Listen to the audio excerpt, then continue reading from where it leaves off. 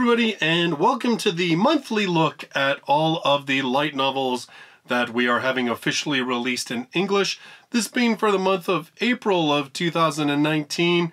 If you follow this channel regularly, I do apologize. I usually have these out before the start of the month, but between a whole bunch of real life stuff, I've been pretty busy, so I'm a little bit late, so I'll be going over the titles that have already released in the first week of April, and but don't worry, there's a whole ton more titles that are going to be coming out. Just a little clarification as you go through the video. Unless I explicitly state otherwise, all J-Novel Club titles are digital releases, and for all other publishers, unless again I say differently, you can assume that all of those releases are in print. So that's just a little clarification. I do try to make it clear if there's sort of a special thing, like Seven Seas actually has a couple of titles, brand new series releasing this month, that are digital only for now, but will be releasing in print in a couple of months. This seems to be sort of a standard practice that they have adopted in the past, well, probably about a year or so now that they've been at it. It's actually probably even longer than that.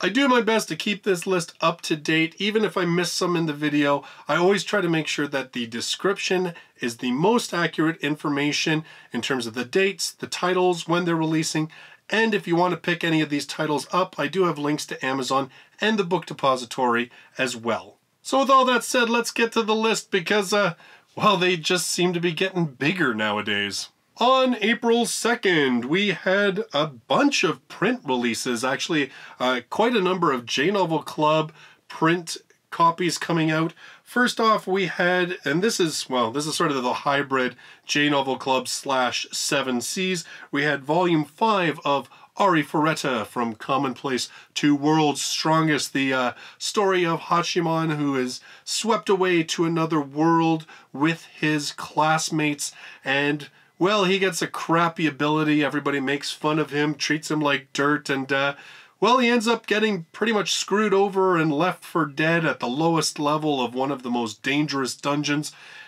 Well, he goes through some stuff to survive, and well, you know, it makes him angry and stupid OP. Not only that, but it gains him a lolly vampire girlfriend and a whole bunch of other stuff. So, in any case, a really sort of testosterone-fueled fight against the world, the gods, all just to try and find a way home. Pretty good series overall, a bit, you know, pretty fun actually. I read the first, what did I read? The first 3, I think. And it's one of those series that I keep saying to myself, I'm like, I should read more. I say that a lot in these videos, but I'm kind of starting to make peace with the fact that I'm probably going to be getting back into reviewing more. I know the past month I haven't done a lot. Going to be getting into reviewing more, but it's probably going to be just a whole whack ton of brand new Volume 1s because, man, there's a lot that I haven't read, and there are a ton coming out in the next couple of months. Also on April 2nd from J-Novel Club in print, we had volume number 3 of How Not to Summon a Demon Lord. This series, the guy who is summoned to another world by a cat girl and an elf, and he arrives in the persona of his character, his avatar from a video game that he plays, a demon lord, and well, the girls try to enslave him with a spell, but of course he's got magic resistance and the spell backfires and makes these 2 cute girls his slaves. Yep, it's one of those series, and yeah, well, actually Volume 3 I think is where the anime ended, and it has a kind of an interesting scene where the Demon Lord Diablo tries to, what is it, inject some mana into one of the girls. I don't know. I only read the first volume. I actually bought volumes 1 and 2 in print because I only had read the first volume, and I thought, you know, now that it's getting printed, I should maybe grab a couple of these and read through them, and well, yeah, I'll get around to it. Also on April 2nd from J-Novel Club, we got a brand new print edition of one of their series. That's going to be volumes 1 and 2 of if it's for my daughter, I'd even defeat a demon lord.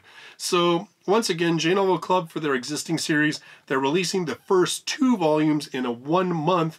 And then, as you just saw with How Not to Summon a Demon Lord, I believe Sam was saying his plan is to release 1 volume every 2 months afterwards until they kind of get caught up to the, well, not get caught up. I think he said his goal was to be about 6 months, 6 months? Maybe a little less than that. I don't know.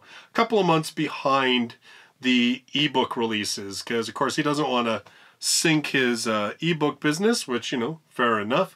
In any case, so this one, it's about a adventurer who is out in the woods and finds this tiny cute girl who turns out to be a demon, and he decides that he can't hurt her despite the fact that she is demon kind, and instead decides to adopt her.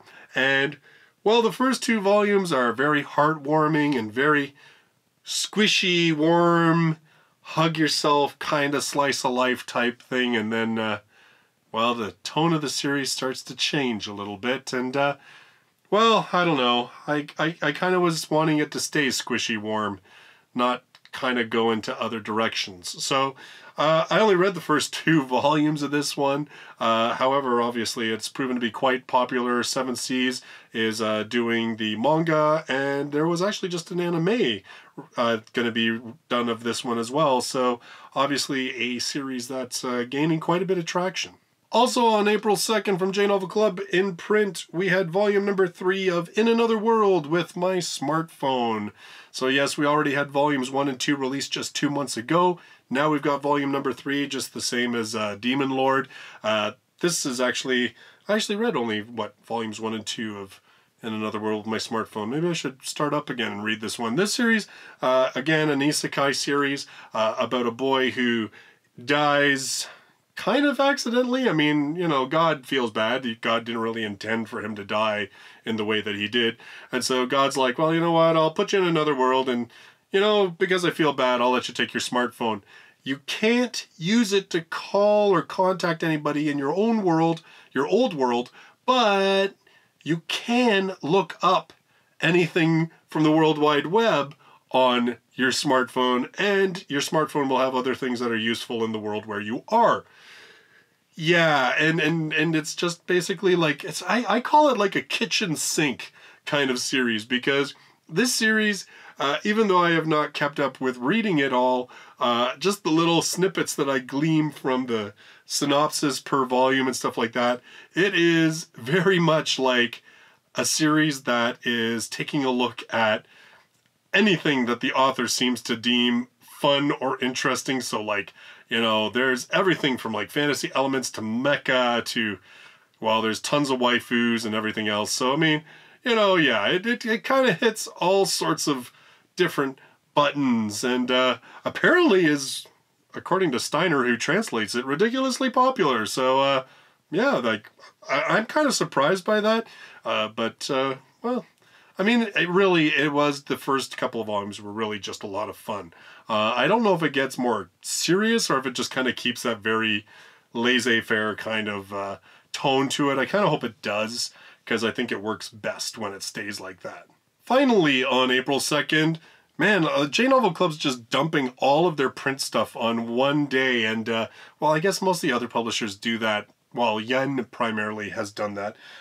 They are releasing volumes number 1 and 2. Again, it's another series with its first 2 volumes being released, and that is The Magic in This Other World is Too Far Behind. So volumes 1 and 2 of that series. That series about a boy who is, again, an isekai summoned to another world, but the catch is that it's actually his buddy who has been summoned as the chosen hero, and the main character and a female friend, like a common female friend between them, the two of them just kind of get summoned along by accident. The twist of it is that our main character is actually incredibly powerful as a magician in our world. And what he ends up discovering is that the magic in our world is, well, you guessed it, way ahead of the magic in the world that he finds himself in.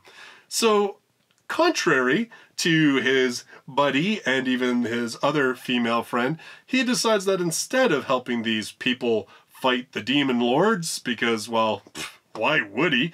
He decides that instead he is going to do what he can to try and find a way home so that when they are all done, they actually can go back home together. I read the first volume of this one. It was okay. I wasn't totally blown away, but there were a couple of elements in it that I thought were kind of neat. And I did hear from a few of you that, yes, some of those elements kind of get explored going on. And it sounds like from a couple of you that the series seems to pick up even as it goes along. So all in all, you know what? I thought it had a pretty promising beginning, but admittedly, it obviously didn't nag me so hard that I read onward. But, you know, I'm starting to take a look at these print releases at J-Novel Clubs now, and I'm starting to think to myself, you know, maybe these are like a good excuse just to get back into the series now that it's coming out in print if I only read, say, the first volume, because, well, you know, I can at least add some pretty to my shelf. On April 4th from 7 Seas, and like I was saying in the intro to the video, this one is a digital pre-release, so it is a digital release only right now. It will be getting a print release on May 21st, so in, well, I guess just another month and a half. Kind of, it makes you wonder why they're bothering, but anyway, volume number 1, and this is a big one. Mushoku Tenshei, Jobless Reincarnation. This series, well, I'll read you a little blurb they have because I do that with the volume number 1s, but man, this is one of those series that I know tons of people, until 7 Seas announced that they had licensed this, this has to be one of the top most requested series. It is considered kind of like the benchmark of the reincarnation isekai genre. Potentially sort of like, I mean, it's an older series, been out for quite a while. If I recall, it has over 20 volumes by now, I'm pretty sure we had at least 20 or more in the top 10, because it always hits the top 10 in Japan when there's a new volume. And this one, I know, like, a lot of people have been waiting for it, and it's sort of like the thing that set out the roadmap for reincarnation isekais, in particular, like the reincarnation where you are actually born as an infant but retain your memories and everything else, and then sort of follows your growth. So, 7 Seas says about this, at long last, the original light novels for the fan-favorite isekai hit. Kicked out by his family and wandering the streets, an unemployed 34-year-old shut-in thinks he's hit rock bottom, just as he's hit and killed by a speeding truck.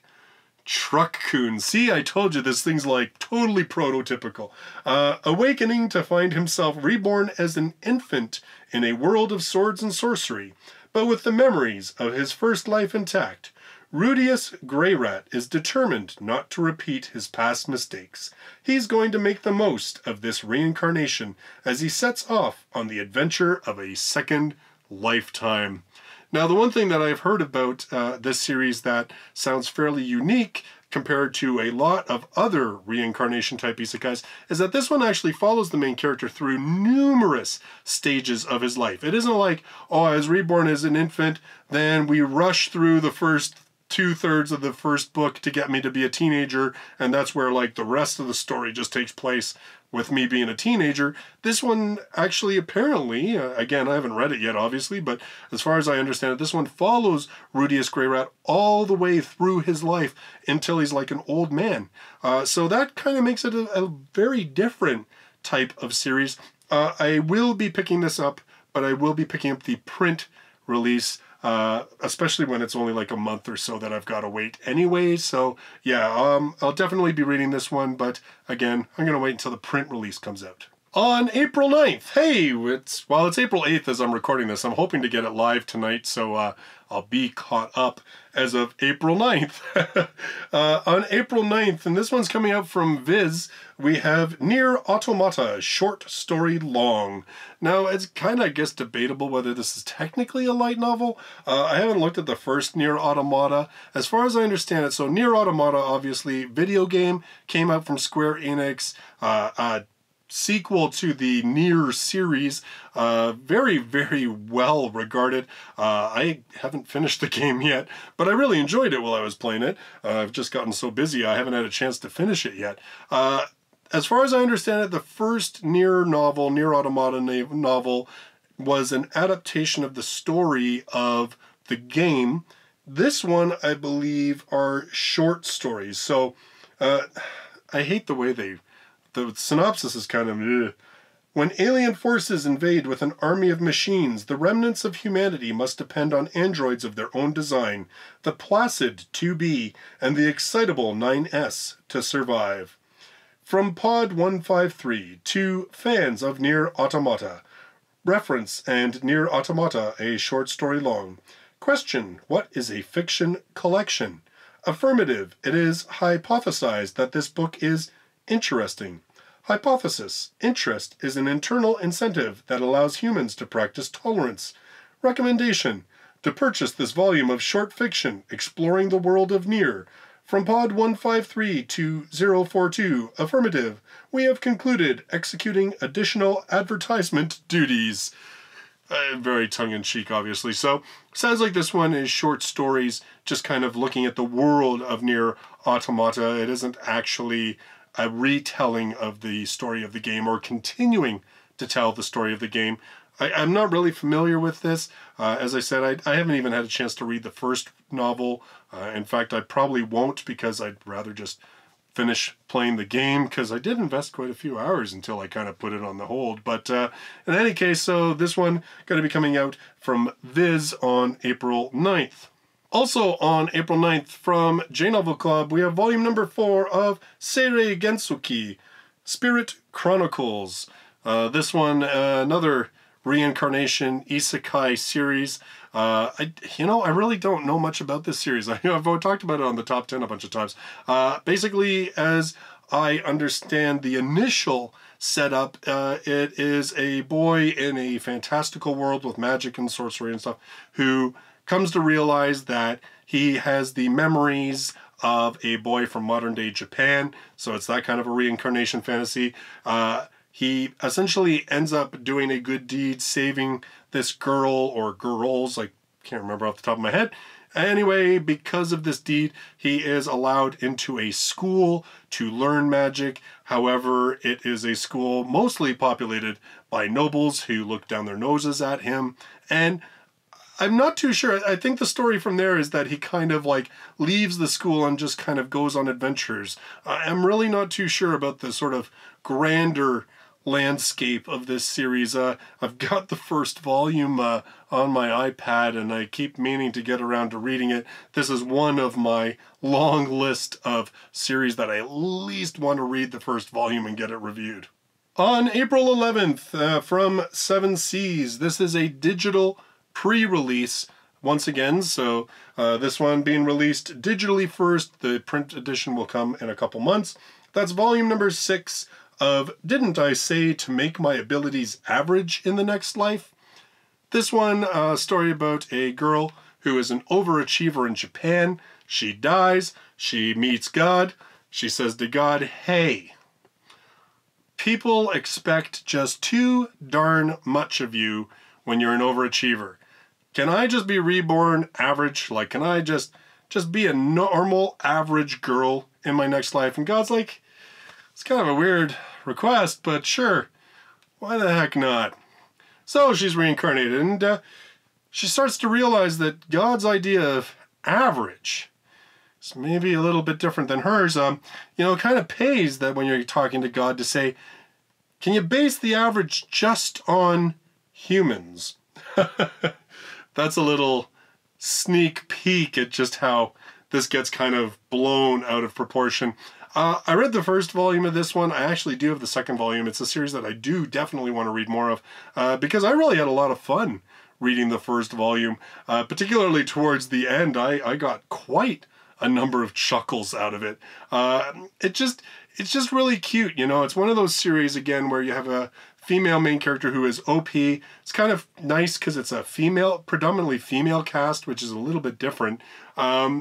and she is very, very OP, but is trying to go to all these lengths to try and be normal. And what's cute about it is that part of her plan to try and go unnoticed is to try and make these other friends of hers seem so much more powerful that she doesn't stick out, which, you know, of course ends up making her stick out even more. But in any case, I thought it was really cute. I loved the sort of girl buddy vibe to it. And like I said, there was a good couple of laughs in it. So definitely a series that I want to continue on when I don't know, read the other 20 volume ones that I still haven't gotten to. On April 12th from Soul Press. Now, this is the one thing that I was glad that I'm running late on doing this video, because I would not have been able to include these books on this list. And so on April 12th, we're finally getting volumes 2 of Strongest Gamer, Let's Play in Another World, and Battle Divas. These ones, I should have looked it up. Soul Press, it seems like it's been at least a year since these volume 1s came out. It's been a long time coming. It sounds like Soul Press had a little bit of a bumpy road, but seems like things have started to settle down. They've got these ones coming out. There was a couple of titles they've announced. One of them actually by Funa, who also wrote Didn't I Say to Make My Abilities Average? Those are showing as having been fully translated and edited, and they're prepping them for release as well. So sounds like Soul Press has kind of got their groove back. And I actually read volumes 1 of Strongest Gamer and Battle Divas. Strongest Gamer is only 2 books, and I'm kind of looking forward just to reading it because I liked it. Strongest Gamer basically is a labyrinth management type isekai. It's essentially a kid who is hired by a company in Japan to run a labyrinth in another world. And I really liked it. I liked the resource management aspect of it. I liked the characters. I kind of liked the main character. It was fun, actually. And like I said, it was a little bit different because we don't have a lot of labyrinth management. I know we have Dungeon Master, but we didn't when Strongest Gamer first came out. It was one of the first ones that came out that really had that sort of Dungeon Master labyrinth, management type thing going on. So it was a little bit different, and I had a lot of fun with it. So looking forward to checking out the second volume of that one. Battle Divas, I was a little mixed on this one. It is a fantasy type series where essentially each kingdom has a girl. Do they call them Valkyries in that one, or is that just in Ragnarok? I don't know.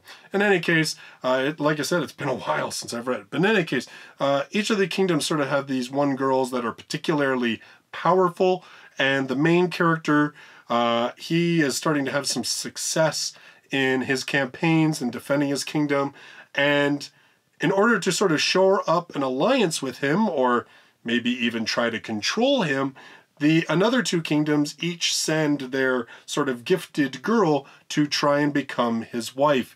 And so, it ends up with the harem hijinks and hilarity ensue, and you have, a little bit of ecchi mixed in there, and, when you open up the book and the first 2 color illustrations are a girl just wrapped in a ribbon and another girl with probably one of the finer booty shots that I have seen and like drawn in a light novel. I gotta be honest. Actually, hold on a second. I actually have these ones in print. You know what? I should have talked about Soul Press's print books. They're actually pretty nice, but they're bigger than all of the other light novels that we have. But and their colors are quite nice. But that's like you see what I'm talking about there? Yeah. It kind of gives you a really good idea of what this series is like and what you're in for. In any case, I didn't mind it. I felt like kind of the ecchi stuff, particularly towards the end, was a little heavy-handed, because I just kind of liked the jokey, hijinky kind of thing that was going on before. But overall, you know what? It wasn't bad, and I'm trying to remember. I think there's only 3 volumes of Battle Divas. So again, these are shorter series, so it's not sort of a bad series just to kind of jump onto. If you like it, then it's not like a massive 20-volume commitment. Now with these Soul Press releases, just be advised, as far as I know, these are just the ebooks right now that they're releasing. I don't know when they will get around to doing a print release. Obviously, I'm going to say they will because, well, I've got the first 2 in print, so I'm pretty sure they'll put the rest out. But in any case, I'm not too sure on the dates for print. Right now, it's just going to be digital releases. On April 13th, from J-Novel Club, we've got volume number 2 of Cooking with Wild Game. This one's an isekai series again, about a kid who runs into a restaurant to save his dad's prized knife, and that restaurant's on fire at the time. Guess that's important to notice. And, well, let's just say he don't make it out so good. He finds himself in a new world, and he ends up basically having to try and put his cooking skills to use in order to cook the wild game of this world that is caught by, well, a rather attractive dark-skinned young lady that he meets. And, well, you know, you can kind of see where this goes. You know what? What's kind of interesting about this series, or at least, well, I mean, I haven't read the first volume yet. Again, wow, so many volumes once. Anyway, the one thing that kind of surprised me about this series is that this one's like into the double digits in terms of volumes. Like when J-Novel Club announced this thing, I thought, it'll be like a 2-3 volume series, whatever. No, this is like seriously a long ongoing series. So I don't have any idea where the story goes. All I know is this kid is like cooking. So in any case, volume number 2, that one's coming out. Hopefully I'll get to volume 1 soon and I can at least have an idea of what this series is about. On April 15th from J-Novel Club, we have volume number 8 of Outbreak Company. The story about the boy who is, well, essentially abducted by the Japanese government and is put in charge of bringing otaku culture to another world, which the Japanese government have discovered a portal to. You know what? This one I read, again, first volume of this one. And I liked it. There was, particularly as it got towards the end, because it started talking about some pretty heavy themes. Like, I'm talking like, there were ideas being talked about in this that I thought, that's a little smarter and higher brow than your average light novel, especially one that, you know, has tons of moe cute girls in it and stuff. So I don't know how the series is beyond the first volume because I haven't read any more of it. But like I said, it did make me curious because I thought, you know, it's definitely touching on some topics that are kind of interesting. On April 16th, and this is a 7 Seas print release of a J-Novel Club license, and that's volume number 4 of Clockwork Planet. This one, the series about Earth many years in the future, where essentially the planet has died, and in order to keep it running, it has been transformed into clockwork.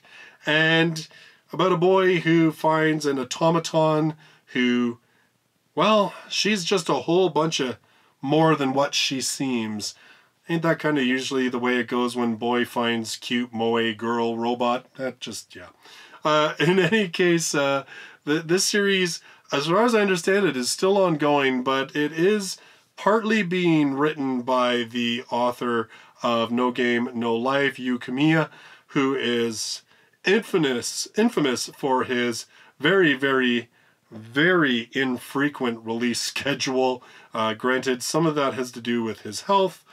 There's a whole bunch of other political stuff, if you want to look it up, that has to do with why there's been some delays on his other stuff. But anyway, so as far as I know, this series is still ongoing, but I believe volume 4 is the last volume of Clockwork Planet that we have so far. On April 18th, from 7 Seas, this one, a digital pre-release, and it's a brand new series. That's volume number 1 of Restaurant to Another World. The basis for the beloved anime about a restaurant that welcomes fantasy creatures to dine. In Tokyo lies a small restaurant called Western Cuisine Nakoya. Ordinary in every way, save one. Every Saturday, its door connects to another world. Follow along as a cavalcade of curious guests, from half-elves to samurai, dragons, halflings, and vampires, enter its premises, all with the same goal in mind, to fill their stomachs with the most mouth-watering of foods. first off, I'm going to say something right now that just off the top of my head, I was like, the beloved anime? Like, granted, my wife did love the anime of this. This is actually one light novel series that my wife is excited to get her hands on and read. Probably will wait until the print release comes out. But she is actually really excited to check this out. And I watched some of the anime as well, and man, I thought it was super cute too. There wasn't really a big like overarching story to it. I mean, there was some elements to that, like, you know, elements that would carry over, but for the most part, the stories were about the patrons and how they first discovered the restaurant, why they keep coming back to the restaurant and stuff like that. It was a really cute series. I really enjoyed it, so I'm looking forward to this. And like I said, no, my wife is too. Actually, my wife is. I wonder if she'd be interested in Cooking with Wild Game. Hey, Cooking with Wild Game, for those of you that have actually read it, is there a lot of actual cooking stuff, like actual like discussion about recipes, or is that just kind of a thing he does? Because I've been trying to sell my wife on light novels, and these cooking ones might just help me out. On April 20th, from J Novel Club, volume number 13 of I Saved Too Many Girls and Caused the Apocalypse.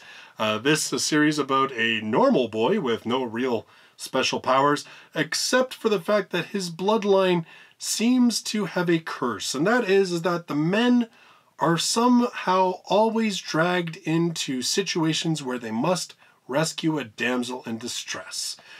And our main character, well, it happens so often that he's told by supposedly someone who has come from the future that eventually the jealousy of these girls is going to cause the apocalypse. Pretty tough, eh? What do you do? In any case, I think if I recall, the whole thing is they're trying to tell him he's got to choose, because if he keeps playing them all, that's what's going to happen. So, in any case, a long ongoing series, massive harem, obviously, and I don't know how many girls he ends up saving, whether it's different ones all the time or how many recur. I'm not too sure. I only read the first volume. On April 23rd, we get a whole bunch of releases from Yen On. First off, we've got volume number 10 of Bakano. This one, sort of the rip-roaring gangster slash supernatural, but I believe, if I recall, it focuses more supernatural on like the alchemy side of things. And just like, you know what, it's by Ryogo Narita, who wrote Durarara. So if you've read Durarara, like he often does all these sort of like varying storylines that all kind of eventually converge into one storyline. Bakano, as I understand it, probably is about the same. I read the first volume, it certainly did the same thing. And as I know, the series is kind of split up into time frames. So it's not like always the same characters, although I believe there are some common threads. Again, I've only read the first volume, so I'm not too sure, but I do know like a lot of people who say this is a great series. Also on April 23rd, from Yen On, we've got volume number 4 of I've Been Killing Slimes for 300 Years and Maxed Out My Level. The series about a girl who literally dies of overwork in Japan, and when she asks to be reincarnated, she wants to live a nice, slow, easygoing life, and in order to accomplish that, she asks if she can be immortal. So she is reborn as a witch. She is immortal. She is, 17, 18, the way that she looks. And basically she takes it nice and easy, lives in a cute little cottage just outside of a nice little village, and every day she kills some slimes in order to earn some money and use some of their components for potions and stuff that she sells at the village to, make ends meet and buy supplies and stuff. And after 300 years of doing this, she is now like the most powerful being in the world, and her secret gets out and hilarity ensues. I read the first 2 volumes of this one.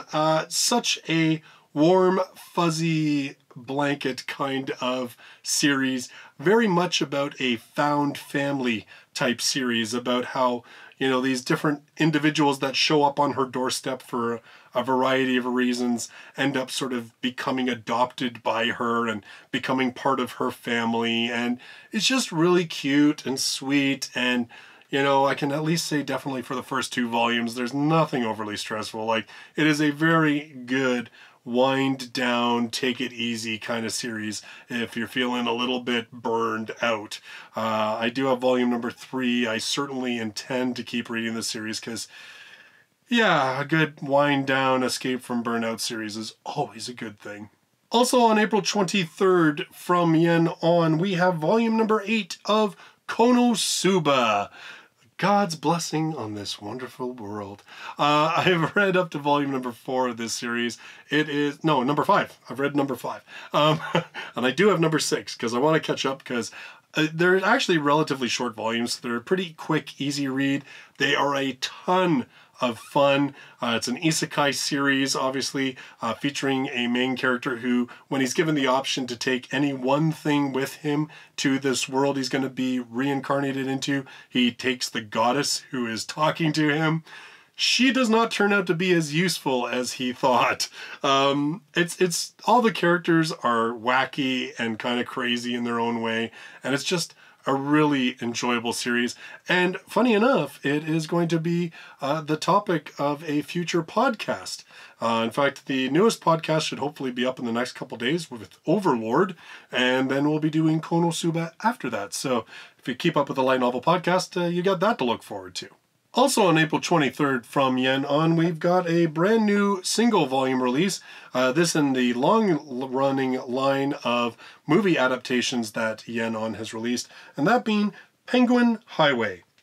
This is the description. I may only be in 4th grade, but I know more than most adults. I take notes every day and read all kinds of books, so I have a solid grasp on the world around me. But suddenly, there are penguins in my town. I know it has something to do with the lady at the dentist and her weird powers, and I'm going to get to the bottom of it. I don't know very much about this one, but it sounds cute, and the little clips that I've seen of the anime, yeah, I've heard some pretty good things. Actually, I'm trying to think. I think I saw a review on Penguin Highway that said it was an actually really enjoyable movie. So I guess I'll have to debate with myself whether I watch the anime or whether I read the book. I probably won't do both. Also on April 23rd from Yen On, we have volume number 3 of ReZero EX. The side story series of the ReZero series, taking a look at some of the secondary characters of the series, fleshing them out, giving a bit of backstory. As far as I understand it, this is the second volume that is looking at the background of Wilhelm, the swordsman who serves Lady Krush. So he's actually a really cool character. The last book I read of ReZero, he was pretty suitably badass. So so if you've been a fan of him in that, then this is, and you want to know more about his backstory, definitely this was one to check out. Also on April 23rd from Yen On, we've got volume number 5 of That Time I Got Reincarnated as a Slime. This one, the series about a man who is stabbed during a robbery. He dies and is reborn as a slime. But he's an industrious and intelligent little slime who, well, just becomes incredibly powerful, and, well, it's all about his life as he gets along in this other world. If you've watched the anime, which I did, I really liked the anime, actually. Kind of made me want to read more of the books because I've only read the first volume. This is actually picking up where the anime left off. So if you watch the anime, it covered the first 4 volumes. If you want to continue the story, this is the volume that you're looking for. Finally, on April 23rd from Yen On, we've got volume number 13 of The Devil is a Part-Timer. The story about the Demon King Mao, who is trying to take over the world of Ente Isla, and the hero, Amelia, comes to strike him down, and just before he can be defeated, he jumps into an interdimensional portal, comes to our world, loses his powers, looks like a human, and in order to survive, has to get himself a job at a fast food restaurant. This is definitely one series that I really, really enjoy. It's got some great slice of life stuff, some awesome characters, good action. just enough sort of twists and turns and intrigues in the story to keep it interesting. I've read up to volume number 10, so I've fallen a few volumes behind, but definitely a series that I want to keep up with because, like I said, I've really enjoyed the characters and sort of their journey so far. Volume 10 kind of finishes an arc, which is probably why I haven't had quite as much urge to get the other volumes, just because it did have a nice sort of ending to an arc, but definitely I do want to continue this series because, like I said, it's got a whole bunch of really good components to it. On April 24th, this one from Cross Infinite World, number 2 of Obsessions of an Otome Gamer. This was actually a really big surprise for me when I read volume number 1.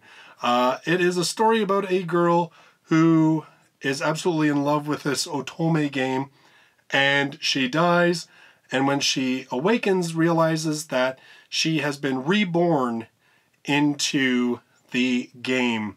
And the novel kind of follows, like, it basically, the first volume was all about her elementary school years, and each of the sort of chapters are kind of like game events, you know what I mean? Like, so they're sort of like major life sort of things, and obviously involving the boys. There's 2 boys that she has to kind of choose between. At least that was how the game worked. And there's also like her best friend, and there's just all sorts of really, like, I was kind of surprised because when I started reading it, I thought it would just be really a fluffy romance type thing. But there was a lot going on in that book, a lot more going on than I think I gave it credit for. I found myself very, very engrossed. And considering that this one is huge, it is like 2 times the size of an average light novel. So it's like reading 2 volumes at once. We have waited quite a while for this volume 2 to come out. I'm really looking forward to it. This one's going to cover her high school years. And then what's really interesting to me, and I'm very curious to see how it'll work out, is the next 2 volumes, one of them continues as if she picked one of the boys, and then the other one continues as if she picked the other boy. So it kind of branches off. So it's kind of neat. And if I recall, I think Cross Infinite World even asked, like, which one would you want to read first, so they knew which one to go after first. But in any case, you know what? You should check it out. It's actually a lot better than I thought it would be. Had a lot more depth to it, and the main character was really engaging. This one, it actually made my top 10 of 2018 because, yeah, I was that suitably surprised and impressed by it. So I'm looking forward to checking this one out. On April 27th from J-Novel Club, we have volume number 5 of An Archdemon's Dilemma. This one about a magic user who is going to an auction, and one of the items is this beautiful elf girl, and he basically falls in love with her at first sight, buys her, not to use her as a slave, obviously, but that's how he's got to get her. So he buys her, basically bankrupts himself to do so, and then it's about like this just awkward relationship these two have because, you know, he doesn't really know how to deal with people, and neither does she, and she's had some tough things in her life, and so has he, and so they're both very awkward, and yet there is this growing affection between them. And I read the first volume, and it was sweet, and it had enough action and destruction and stuff like that to make it fun as well, but definitely it was a lot different, especially considering that initially this one, the full title was How to Love Your Slave Elf Bride, and then they shortened it. They got rid of the slave part because they didn't want people to think it was like that kind of a light novel, which it really isn't. So in any case, I checked out the first volume. I liked it. I really did. And now I'm way behind. On April 28th from J-Novel Club, we have volume number 4 of The Unwanted Undead Adventurer. This series about an adventurer who dies and then comes back as an undead. Shocking, based on the title, right? And as far as I understand it, the journey basically is him trying to regain his humanity, to find magic and abilities and stuff that will at least allow him to do his best to become as human again as possible. Again, another series that I haven't even managed to read the first volume of, but gosh darn it, I've got it on the magic box, and I'll get to it eventually. On April 29th from J Novel Club, we have volume number 8 of How Not to Summon a Demon Lord. So just for clarification, because we have had a print release, this one is digital. It'll be quite some time until this one gets released in print. And we've already talked about this series, so video's super long. Let's move on. On April 30th from J Novel Club, we have volume number 7 of Infinite Stratos. A future world where a suit of armor, well, it's basically like mechanized armor, even though it's, you still see all sorts of skin, because, you know. Anyway, only women can pilot these Infinite Stratos units. It's meant that there has been a massive shift in the power balance between genders. And then one boy comes along who can pilot the darn thing and finds himself having to go to the academy to learn how to pilot the Infinite Stratos unit. And so it's one dude in a school full of girls, and they all want to jump him, and he has no idea, even though they try. Yes, it's that kind of series.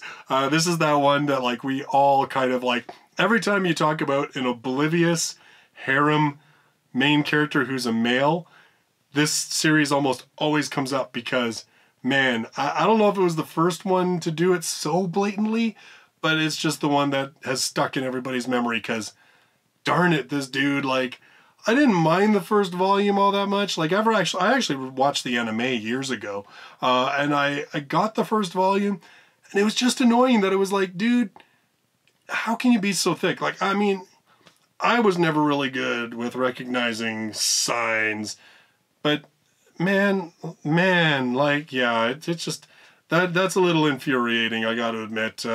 So, yeah, anyway, that's Infinite Stratos. Also on April 30th, from Vertical, we have the next volume in the Monogatari series, which is Tsuki Monogatari, which I believe this is the start of the 3rd season. I know it's the first volume after the end of the 2nd season, so I guess it's the 3rd season, or is this a side stories, mid stories? I don't know. Nishio Ishin, his story about Araragi and the bevy of beauties that he's become involved in, and the crazy supernatural world that just, you know, keeps causing everybody trouble. I mean, what else can you say about that series? You know, fast-talking characters, lots of tongue-in-cheek, lots of puns, lots and lots of talking, and yet I really like the series. I really do enjoy the series. I don't know. I mean, it really is very, very character-driven. There's no doubt about that. These are not like stories like the idea. You know what? Actually, I shouldn't say this. He does cram quite a bit of plot into the series, given how much he spends just having characters talk nonsense. But yeah, it's definitely not going to be a series for everybody. But well, I really like it. Also on April 30th, and this one is coming to us from Vertical as well, and I know it's a little bit debatable. Is this one a light novel? Is it not a light novel? It's probably not technically a light novel, but man, I gotta have it on the list, and that is Sherlock Holmes, A Scandal in Japan. Where did Sherlock Holmes go during his famous disappearance between his death at Reichenbach Falls and reappearance in Baker Street 3 years later? God of Mystery, Keisuke Matsuoka, contends that it was in the Far East, in Japan, to be exact.